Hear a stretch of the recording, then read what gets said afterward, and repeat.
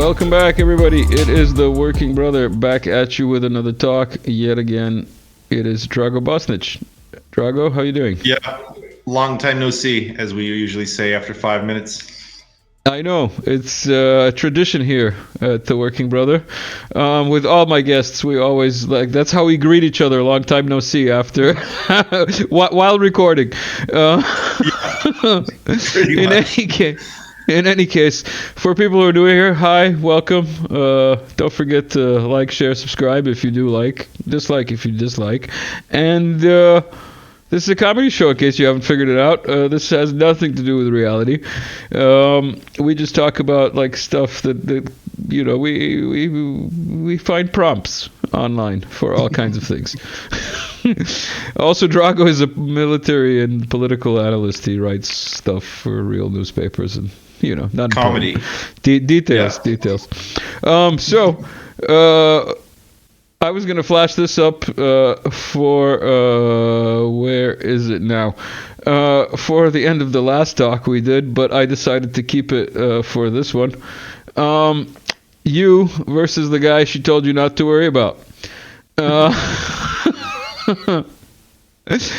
Hi, welcome.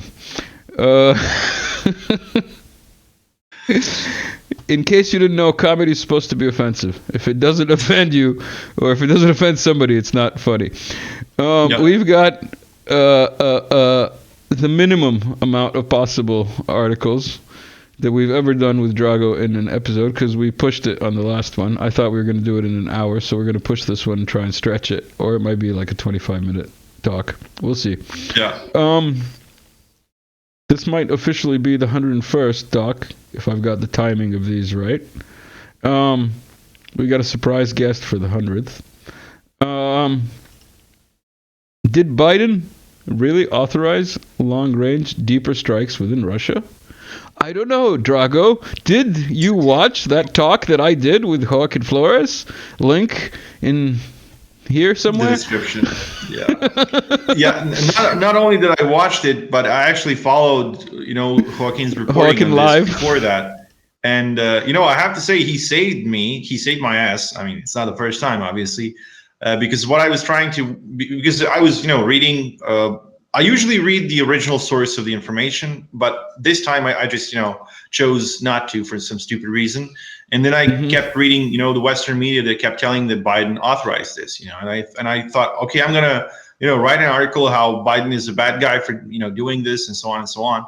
And then I saw Joaquin's, take on that. And then I also read the article, and I realized he's right. I mean, this is bullshit. Like, not a single sentence in the article that was posted by the New York Times indicates that anybody's talked to Biden and that Biden officially approved any. Officials and the official, one of the officials, said. One of the officials. Them, those that know.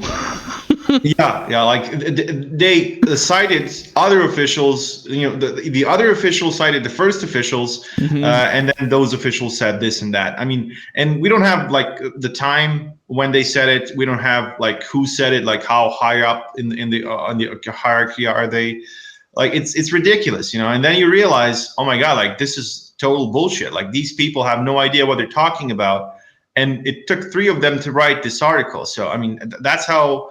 Effective the New York Times is, those, light bulb jokes come to mind.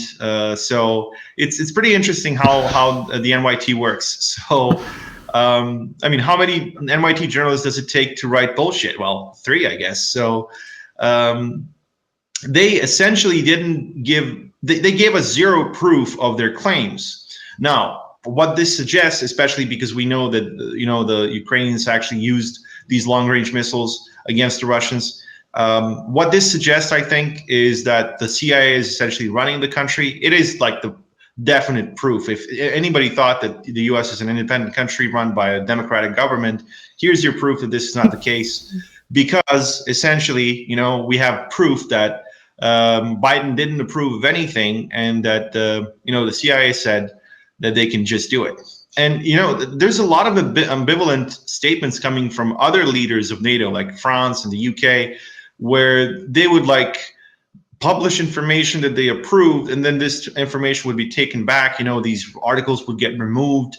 So it was all very, very strange. So that's why I think I think they're trying to, what they were trying to do is essentially foment confusion and create this very, very strange situation where they could just if something big happens, they could just say, oh, but we didn't approve anything. What makes you say that? We didn't tell Ukrainians that they can strike anything. So it's pretty interesting how that works.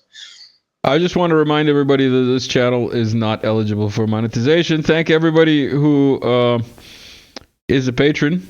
And thank everybody who's bought me a coffee. As you can see, not many of you have bought me coffees because I'm still drinking the coffee from last time. And it's a small coffee still. Man, I don't know how it didn't get cold. It's a pretty good coffee, I have to say. I like my coffee cold. But I like my coffee. So you can buy me coffees anytime you want. You can also check out the Patreon. Exclusive stuff sometimes there. Very, very rarely. I don't like to have exclusives. So, Germany mulls banning its second largest party ahead of snap elections. Yeah, I saw these news. I was like, wow, that seems democratic. That seems almost as democratic as the most democratic place in Europe, Ukraine, where they banned that long time ago. They banned elections, they banned media, they banned opposition parties. That's the way to go, man. It's democracy. Yeah, I mean, they keep saying that the Kiev regime is the beacon of democracy in Eastern Europe. I guess it's a beacon of democracy for everyone. It gives you an idea how democracy should look like. I mean, if you ban all other parties, you can legally come to power and get all the votes. It reminds me a lot of communism. Didn't that happen in Germany once, kind of already? Yeah, it happened. In Germany, 80 years right? ago. In Germany, yeah. Yeah. When the German fans of nuts, when they were conducting such democratic policies, so yeah, we're going back in time, I guess. It's pretty interesting. The craziest part is they could have banned the AfD, the Alternative for Deutschland, as they say, the Alternative for Germany party. They could have banned them 10 years ago, right? When it was a relatively small party with pretty small voter base. But now when it's the second largest, when you can't really make, any coalitions without them, now they want to ban them altogether because they are, bad guys. Of course, there's a lot of things we could say about the AfD that's not very, Listen, they're not the best guys, right? This whole Oreshnik thing just got even more funny. You know how you were saying, how you were saying they're getting nuts for the fans of nuts, and Oreshnik is hazel as in hazelnut, as in what's put in hazelnut cream.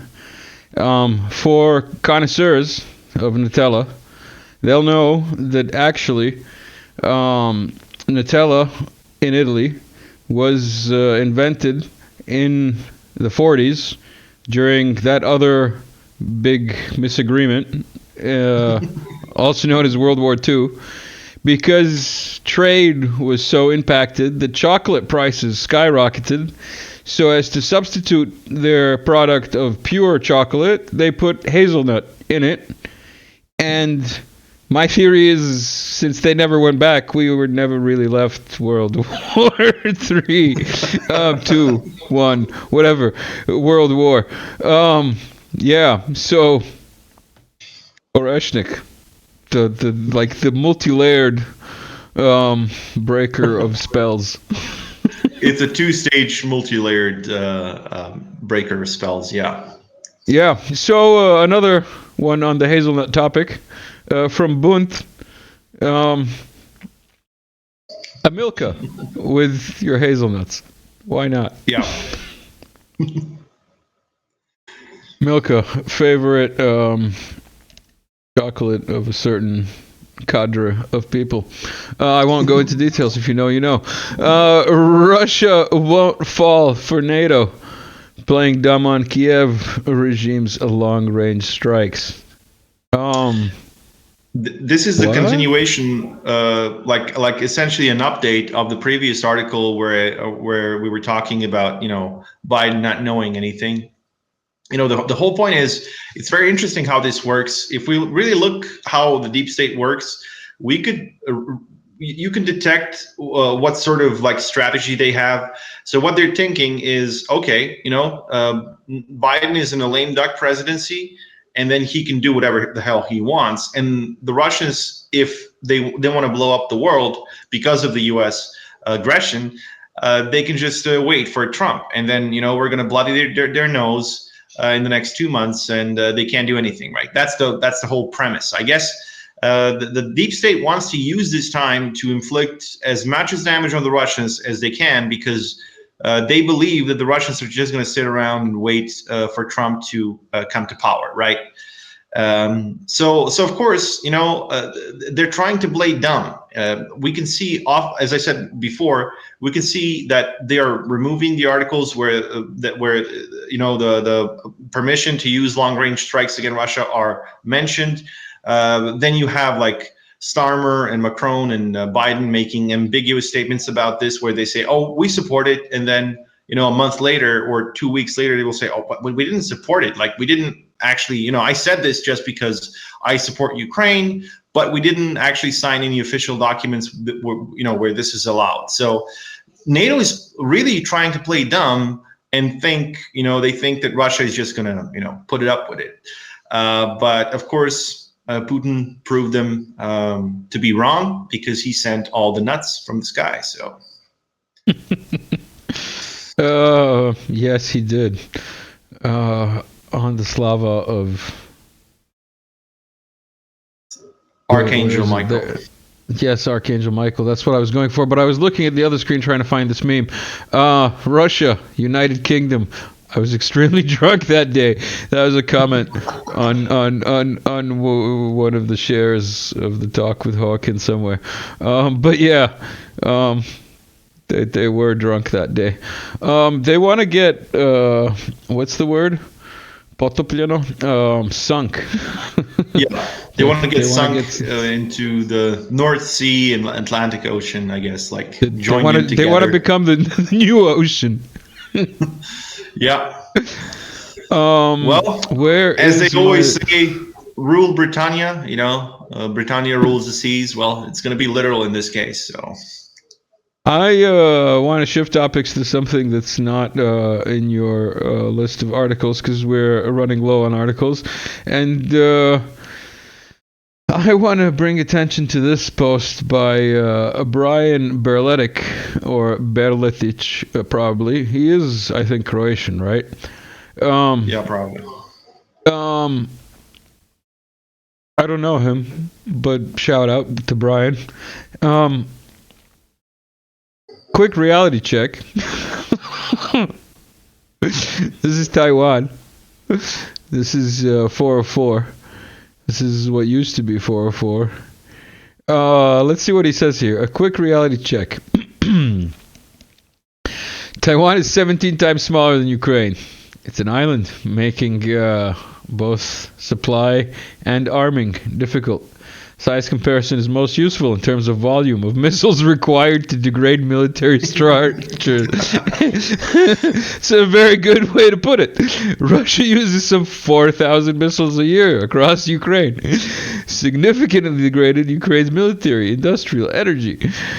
The U.S. is encouraging separatists on Taiwan to antagonize the rest of China. It's very well worded, because that is Chinese Taipei.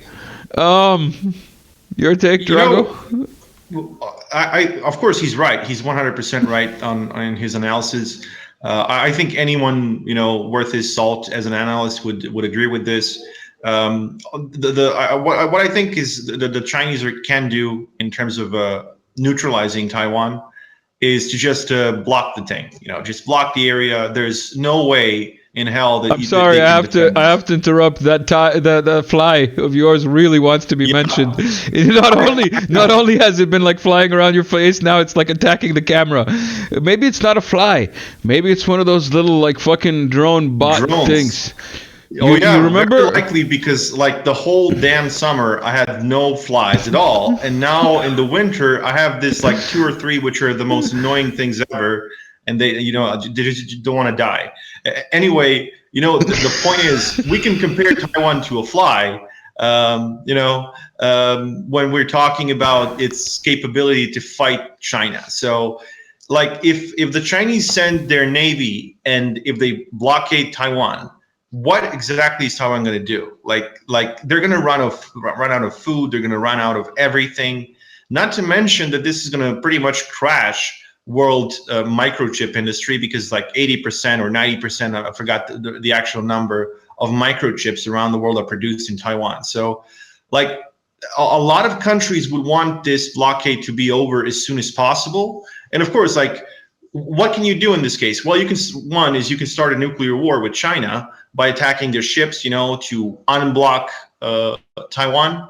Or you can just say, okay, Taiwanese, let's make a deal. Let's, just not start a war with the Chinese. Make a deal, go back into China, and you get some sort of autonomy so that we can just go back to buying microchips and whatever else Taiwan is, exporting. So, the Chinese could actually finish this war quite quickly.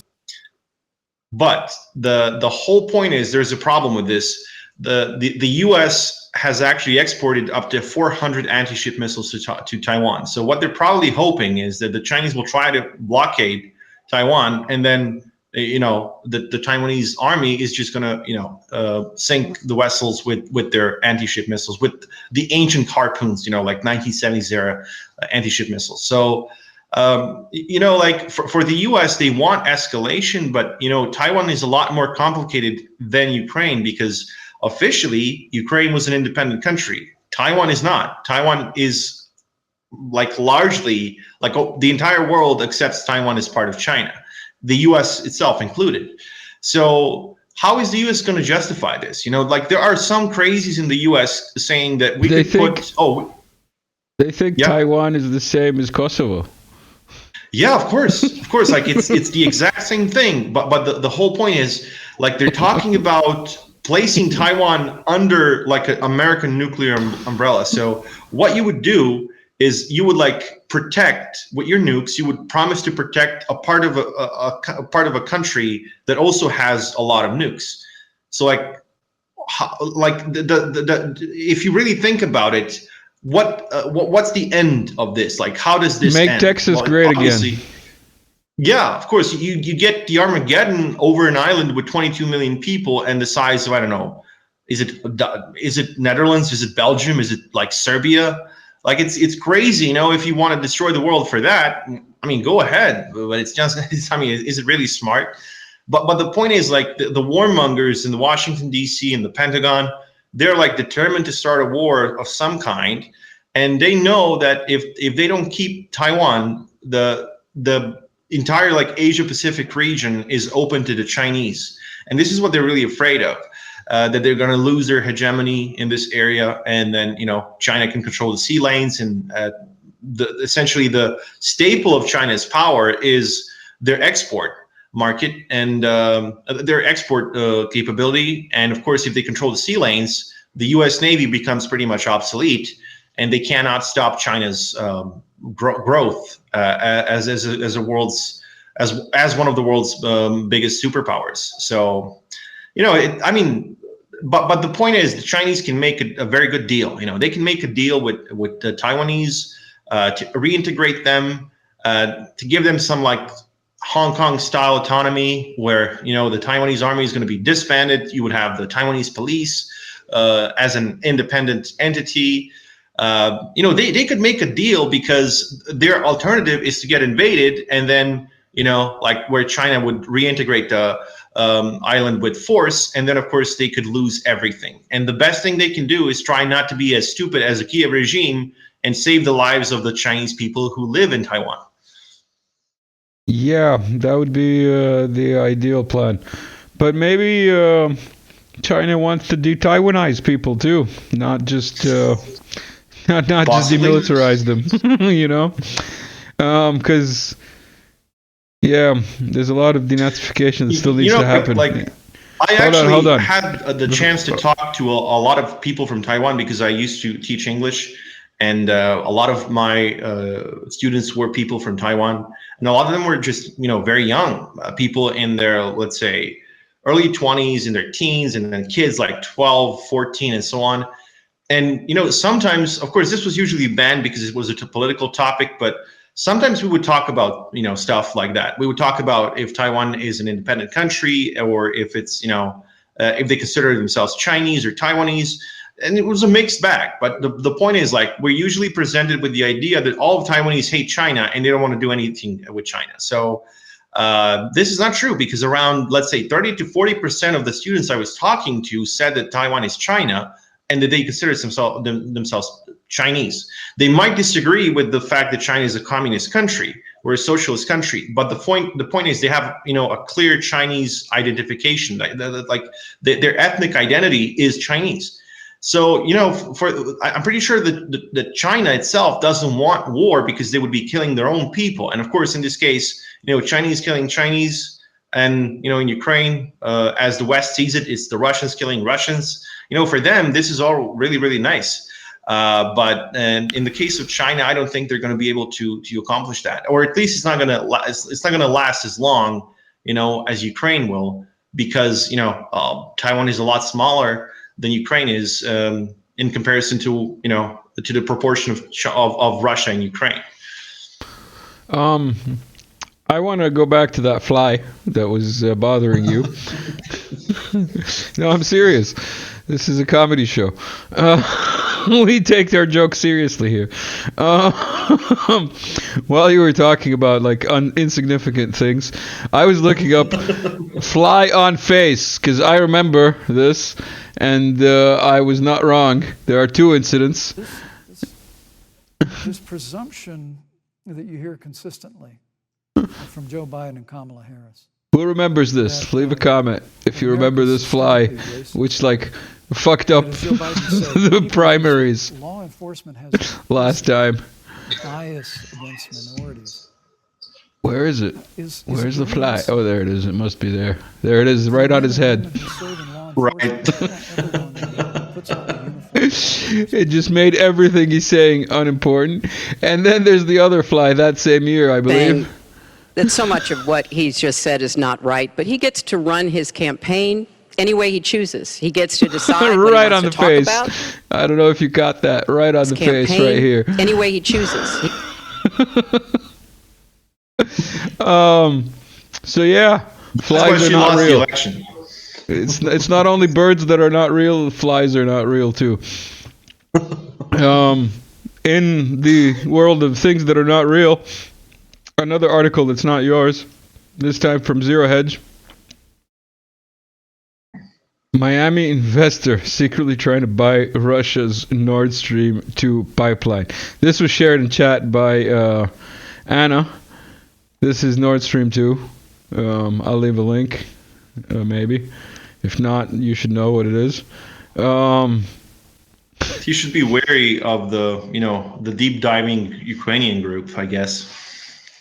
Basically, deep diving Ukrainian group that apparently does a lot more than deep dives. Bex Perun of fame from the last talk we had a meme to share in response to Zero Hedge's article. Gazprom field agent negotiators. Yeah. What can I say? I think this hits the spot. Pretty much. Let's see. We've got two more articles here. Oh, yay. More fans of nuts. Oh, Neo-Nazi junta's military, NATO's tool of genocide against Ukrainians. Well, against Russians who call themselves Ukrainians and Russians who call themselves Russians. Yeah. As our friend Hawken has been saying. Yeah. That's the whole point. I mean, I think most of us who understand how history works, we can call this the whole NAM deal. We can call it the Second Civil War, the Second Russian Civil War, if you want. So, of course, it's a tragedy because, we have one people on both sides killing each other. And of course, there's the political West, which is trying to profit from this by prolonging the murder. So that's the whole point. But the deal in this case is I also used a lot of sources from Joaquin because he covered this extensively. He also talked about this on several podcasts. His points and his arguments are basically unbreakable in this case. The Kiev regime's military is the tool of, as I said in the title, it is the tool of genocide against Ukrainians because they keep talking about the need, to reduce the conscription age, to get women into the military, including pregnant ones, get more kids essentially, because at 18 you're essentially a kid. So to people who think that he's just talking like nonsense, I might actually find the one where he's talking about pregnant women being conscripted. But when you just said that now, Drago, like I had a flashback of how many episodes we've done since then and how long that was. That was like at least a year and a half ago, if I'm not mistaken. Yeah. And something like that. And it's crazy to think that for this whole time, pregnant women have been able to be conscripted into the army. It's just like, what? If you want to destroy a nation, what you do is you essentially destroy its demographics. That's the first thing you're going to do. So how do you do it? Well, you send kids, you send women, especially pregnant women or women who are of childbearing age, and you send them all to war. And they're going to die because we all know that the average lifespan of a conscript is ranging from several hours to a few days, depending on where exactly they are. If you send them to the Kursk region, they're going to last for 2 days at most, and then they're going to die, and you're going to send in more of them and more of them and more of them, and that's how you got the number of 750,000 who have died so far, and that's the lower estimate that we calculated back in August. This number could be a lot worse now. Unfortunately, it's just the way it is. I hate the fact that this number is, it keeps increasing, but the whole point is it does. And people who are making decisions, the decisions about this are determined for this to continue. And, if they want this to continue, then it's pretty clear what they want to do. And we had I forgot his name. There was this one American guy from the US government who was talking about the need to, to lower the conscription age, and he was saying, "Oh, this war is being fought by 40-year-olds. You need, 18-year-olds, 19-year-olds, 20-year-olds to keep fighting." So, as if an entire generation of Ukrainians hasn't been wiped out already, that's obviously not enough. We now need to take the high school kids and first-year college students to send them to war to die, pointless death because there's nothing they can do, because 80% of people who are killed in this war are killed by artillery, and the Russians have 10 to 15 to 1 advantage in artillery. And let's not even talk about hypersonic missiles and airplanes and air superiority and all sorts of long range stuff that they can use. So you can imagine that the ratio of those killed on both sides is pretty horrifying in military terms or any other terms, but they keep pushing this. So if this is not a genocide, I guess they need to invent some new word, because then I don't know what it is.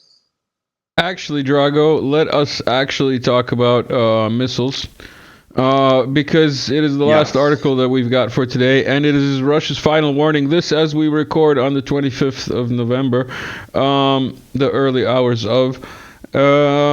We still haven't been witness to anything that you've been witness to now that this is uploaded. So if anything's changed, then the World War III started in the meantime. We're sorry. You're not going to get the chance to see this anyway. So. Yeah, maybe.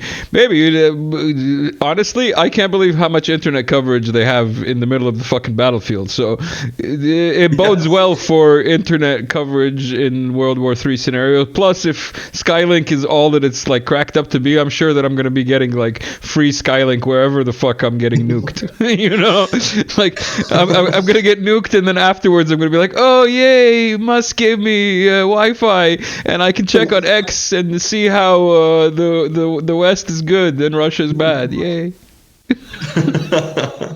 I mean, you know, like if the Russians are just going to use the Oreshniks, we're all going to have nuclear. We're not going to have like a nuclear winter or nuclear radiation, and we're going to have like coverage.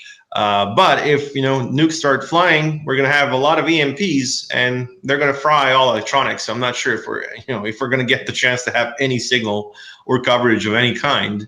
Like even the fucking radios are not going to be working after the EMP. So I don't know. Let's hope it doesn't happen. So. Yeah, let's hope it doesn't happen. But your article is labeled the final warning. Do you want to tell us what the final warning outlines, and why is it that NATO is so thick and hasn't gotten the message? Like, you can see the message on screen. Like the Russians made sure to cover it in like 3 angles with HD coverage.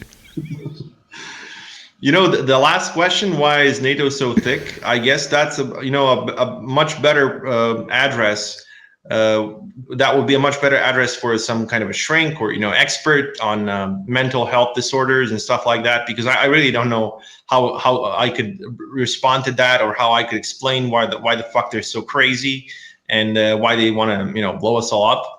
But regarding the previous questions, I can just say that this is the step before nukes start flying. I think it's pretty obvious that if you fire an IRBM or an ICBM, which carries multiple independently targetable warheads, the acronym is MERV. That means like the next step is just launch the freaking nukes, because never before in the history of warfare has there been a conventional use of MERVs. They're always like they're exclusively nuclear tipped. So in this case, the Russians have used something completely different. And why is this the last warning from the Russian side? It is because the Rubezh or the Oreshnik itself, if they have a comparable range and speed, as far as I know, and they do, that means the Russians have like 5,000 to 6,000 coverage in range. So that puts the entire Europe in range. So let's say, NATO escalates and decides to allow more long-range missiles to be fired. What the Russians could do, they could just send an Oreshnik and destroy a NATO command center somewhere. And then that's going to be like a warning shot before, the red button is pressed. So then NATO could escalate, or NATO could, back off. We don't know what's going to happen, but the point is, this is the last, conventional warning that you're going to get before the possible escalation to the level of World War III. And of course, World War III, as we all know, cannot be fought with conventional weapons only, because whichever side starts losing, they're gonna, pull out the nuke card. So subscribe, because we might not all perish in nuclear, Armageddon. So you might need some comedy, and this is the worst comedy on YouTube. Drago, we've done most of the articles. I think we've done everything, if I'm not mistaken. And we've covered all the other random topics that I've had popped up. Is there anything that's bothering you? Anything you'd like to discuss? What do you think, Trump? Apart from the damn fly, I don't have any more nuts. I'm going to have to go and buy some soon. Because I guess, these 2 episodes are going to be in the sign of nuts, because, it shows the importance of all the nuts. Yeah, what can I say? If this episode pissed you off, if you had a bad reaction to any of the topics discussed, if you are a U-crop or any of the other Westoid creations, do a Rorschach test. Go talk to a shrink. see if you need some help. Everybody who stuck around to the end, thanks. This might actually be the 101st episode if everything goes to plan. And yeah, like, share, subscribe, all that good stuff. Drago, thank you again for sticking around and having patience on camera and off while I get all this loaded. Everyone, see you soon. Ciao.